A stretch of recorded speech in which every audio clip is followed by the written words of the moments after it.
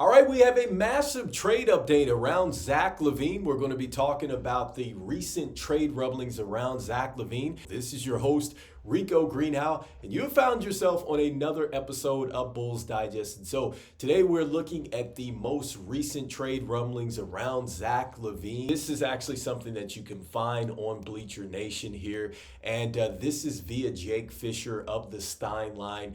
Him and Mark Stein have that piece that they write about some of the rumblings going on around the NBA. And so he is saying that sources have, I guess, relayed that Zach LaVine is interested in staying with the Chicago Bulls past the trade deadline. And so, look, I think that just initially before we jump into the update that we've seen around Zach LaVine and a possible trade, that I think that this is great to hear. I think that Zach LaVine has been terrific for the Chicago Bulls. I love the way that he's handled things professionally. And honestly, if I would have seen a report that suggested that he wanted out, I don't think I would be really having an issue with that, because the way that this front office is really operated and how the coaching has been and just the roster construction, wouldn't blame him a bit for that. But I've loved the way that him and Vooch have come in and professionally handled things.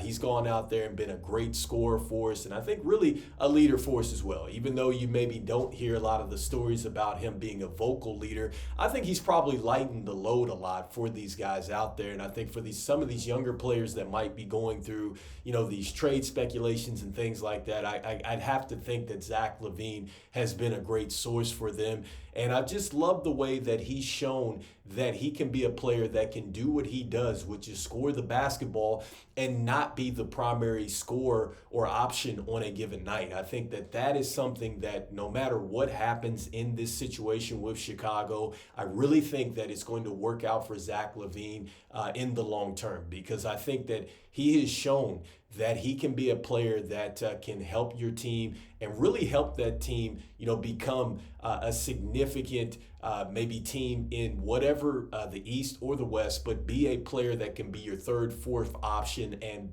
really help you, push forward and maybe get a title out there. And so I love the way he worked or has worked, I should say, with the team. And I think that I hope that he does make the All-Star team, or I wish he would make the All-Star team. And more importantly, I'd love to see him make the 50-40-90 club. I've talked about that before, with the 50% from the field, 40 from three, 90 from the free throw line. And kudos to him. I think he's just passed 10,000 points scored for the franchise, and so he continues to move up the ladder there. And so I think, look, Zach LaVine continues to be an impact for the Chicago Bulls, regardless of the nonsense that really we see around this franchise. And so next up, wanted to go ahead and jump into the most recent trade update around Zach LaVine.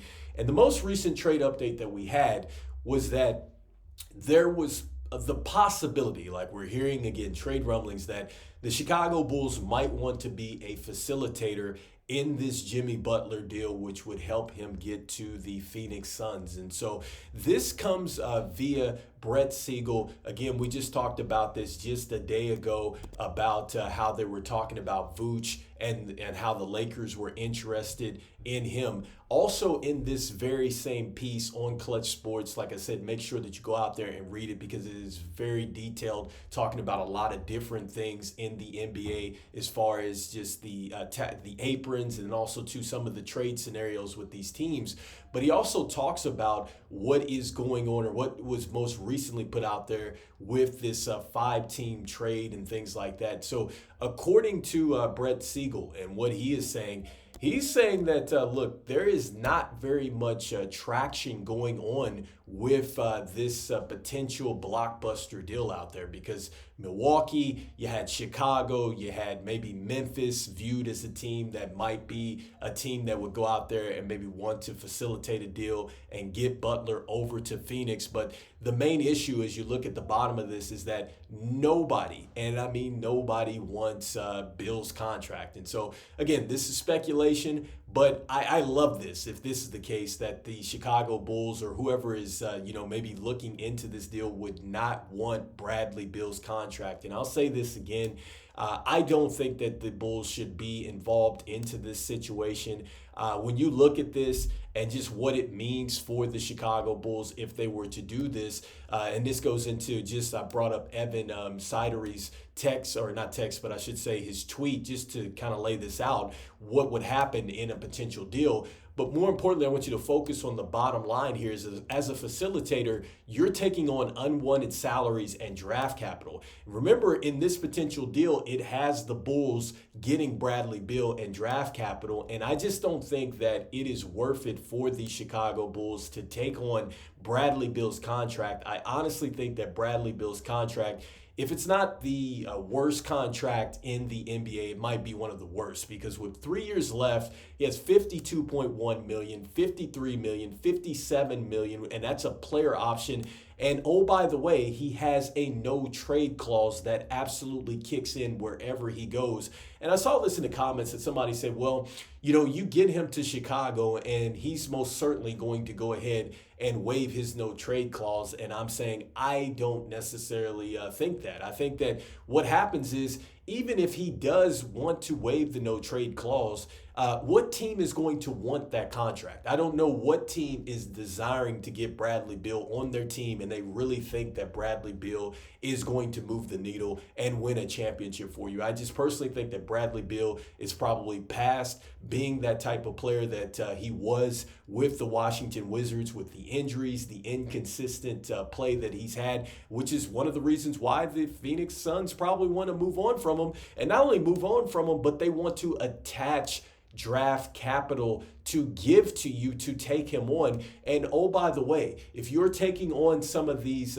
picks that the Suns just got, just keep in mind, it's going to be, the worst picks out of what you will get from the Cavs, Minnesota, Utah. Like, those are the teams that I think that are involved in those recent draft picks that they got. And so, it just says that it's going to be the worst out of those draft picks. And so you don't necessarily know what you're going to get. I get that you would get maybe some first round picks in 25 or 27, and you don't know how that shakes up. You also have to factor in the fact that, the Miami Heat, they're also going to take in draft capital. So just how much of that draft capital do you get, and how good is it going to be? And also, too, is it going to be worthwhile to take on a player that, like I said, absolutely has all the control in this situation? So even if the Chicago Bulls are trending in the right direction as far as building this team in the right direction, you have a player that actually can really seriously get in the way of that. And I just don't think that that's what you want to do. And the Chicago Bulls certainly don't want to put themselves in a situation that if they have to move him, they would have to attach draft capital to move him out. That's something that we talked about with Zach LaVine, I think, over the summer, which I think we're far removed from that. But you don't want to get yourself in a situation where you have to attach draft capital to move off of a bad contract and a player that just absolutely nobody maybe wants out there. So anyway, let me know in the comments what you think about this most recent trade update around, Zach LaVine. And, do you think it's a good thing? Like, if this is true, that this deal is not really getting any traction because nobody wants Bradley Beal's contract, especially the Chicago Bulls, do you think that that's great? Or do you still want the Chicago Bulls to even entertain this because they would get draft capital? I'd love to hear your thoughts here. And so I just want to thank everybody out there for liking, sharing, and subscribing to the channel. It means a lot to us here as we try to reach our goal of 5,000 subscribers by the end of the NBA season out there. Want to let you know about 66.8% of you that watch are not subscribed to the channel, so make sure you go ahead and you slam dunk on that subscribe button for us, because it means a lot as we try to reach that subscriber count. And look, I'll say it again. I think that the bottom line is the Chicago Bulls should definitely have a plan in any trade that they're making. And I think that this is not a good trade to make because you're putting yourself in a situation where the player has too much control. And I don't think that the Chicago Bulls as a franchise has really operated well with players that, they've tried to move and then they have to attach assets to. I don't think the Bulls want to be involved in a situation like that, especially when they are trying to figure out a lot of other things with this roster. I don't think that this is good for the Bulls, and I don't think that that draft capital is just worth taking that headache. And so anyway, let me know in the comments. And once again, we always say, go Bulls, and I will see you on the next one. Peace.